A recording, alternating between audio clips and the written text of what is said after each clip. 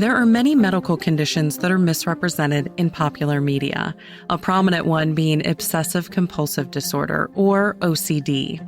Though it's often portrayed as the need for cleanliness, Dr. Emily Bailey says it's much more debilitating than what Hollywood usually shows.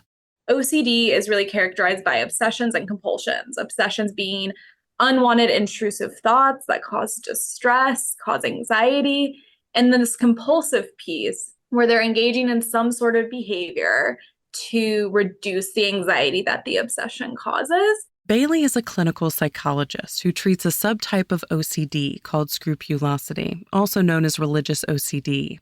While it can happen to anyone, even people who don't identify with any faith, this type of OCD creates guilt or obsession around moral issues. Oftentimes when people come into therapy and they're presenting with scrupulosity OCD, they're asking questions and really concerned about intrusive thoughts related to what if I sinned?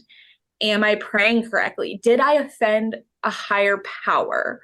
What if I did something and that's going to result in an undesired afterlife? And so scrupulosity is really asking these unanswerable questions that cause distress, right?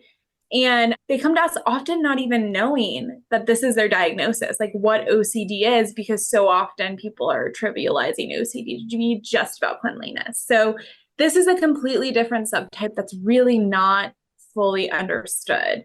But the obsessions center around, am I practicing my religion in a way that I should be? Notice how Bailey didn't single out just one religion? That's because OCD doesn't discriminate. But while it can happen in any type of faith, she has noticed that many of her own patients come from rule-driven religions, such as Christianity, Judaism, and Islam. Another assumption people make is that scrupulosity is a product of religious trauma, but that's the opposite of the truth in many cases. Jamie Eckert, for example, had a very positive experience growing up in the Christian faith. It appealed to me, the idea that there was a God who had created me and had a purpose for my life. And that was just something that I found very heartwarming. And it drew me even to make my own decisions I attended a conservative Bible college afterwards, which was my choice. I was just a very naturally spiritual child. And again, most of it, I think for me, was a genuine and sincere and positive experience that only later got hijacked by OCD. Because, OCD attacks whatever you love the most. Many people that I've talked to that have this, they say this is the worst kind of OCD because it's attacking what is so central to who we are as people. Religious OCD latches onto your existing beliefs, then twists and amplifies them to the extreme. Compulsion can look different, especially depending on what people present with. But one of the most common ones that I see is excessive prayer. So praying upwards of 15 plus times a day, asking forgiveness multiple times a day. Sometimes it involves confessing sins or behaviors that are thought to be sins. It can also actually include avoidance. So sometimes people come to me and they're actually avoiding all places of religion or reading religious text because they don't want to be triggered, right? They don't want to have to start doing even more compulsions or pray excessively or seek reassurance compulsively, right? The signs of scrupulosity can be difficult to recognize because many faiths praise this type of devotion. However, Bailey says the line between healthy and unhealthy is drawn when it starts to negatively influence your life. The differentiation can be difficult, but I think one of the biggest things is, does practicing your religion interfere with living your life in other ways? Does it interfere with your work?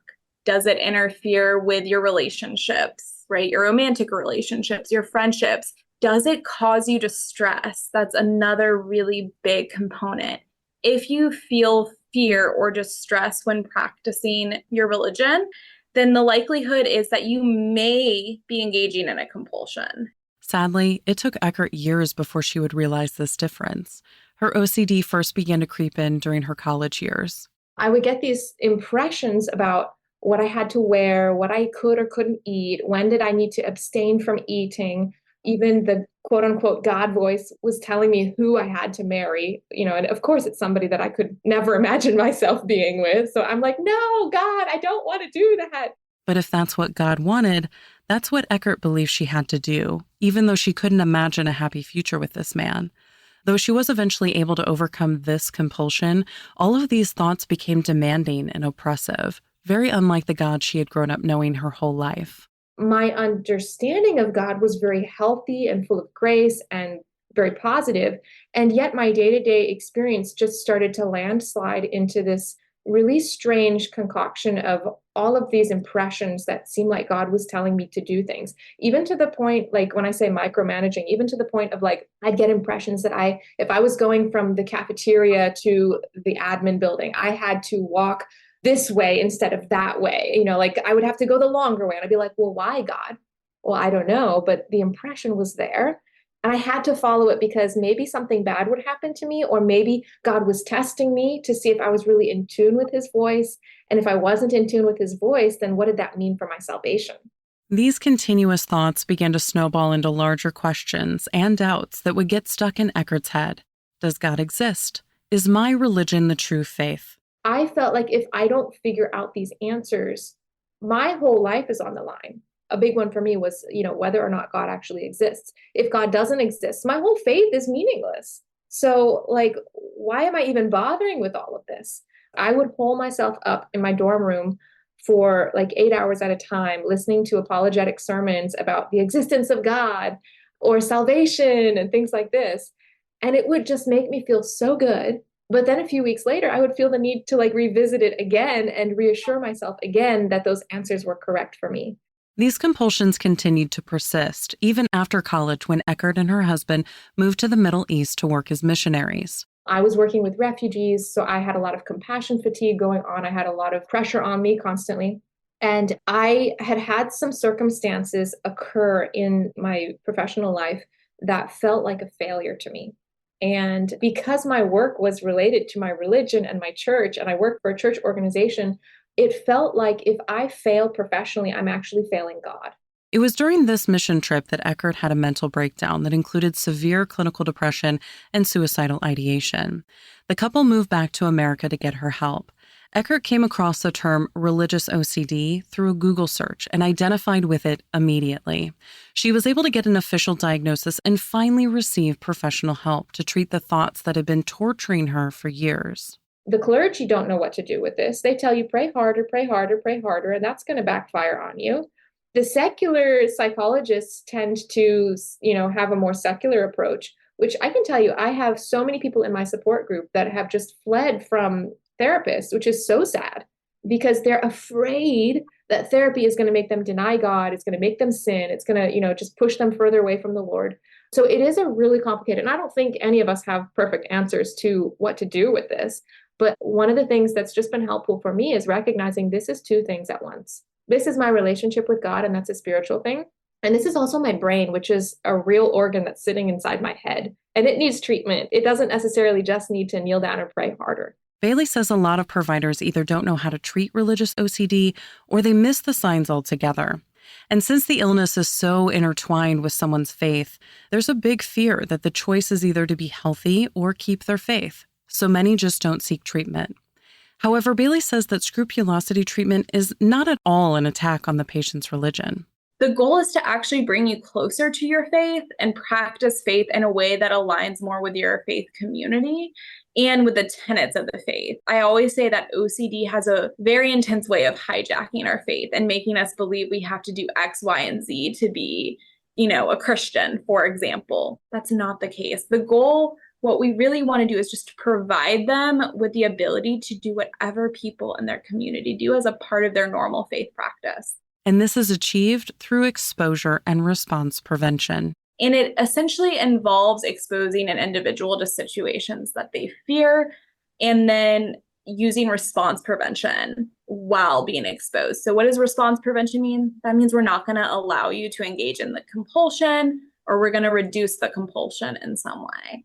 Now, that sounds really scary, and I recognize that sounds very intense, but patient and provider really at the beginning work collaboratively to not only understand what OCD is and how this is OCD, but we really work to lay out what would be the least distressing situation that you could possibly put yourself in where we could fight OCD just a little bit, right? We're going to gradually start exposing them to things they fear rather than throw them into the deep end of the pool without any floaties.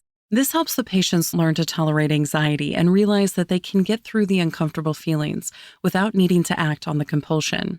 OCD doesn't care about their faith. OCD cares about OCD. So we may ask patients to do things like pray less. And that feels like that is the least religious thing you can do. But if you're coming from a place where you're already excessively praying and you're only communicating with your higher power out of fear, then we don't want that. We don't want to ever interfere with the relationship with God or a higher power, but we do want that connection to be meaningful and be comforting, not driven by fear. Since the goal is to heal the OCD while keeping the faith intact, Bailey's an advocate for having a faith leader be present for this journey so that they're also able to pinpoint normal practices from OCD-driven ones. You don't have to pick like your health or your mental health over your religion. It's hard work, but I think it's so valuable. It's such a protective factor. Religion is so important in people's lives.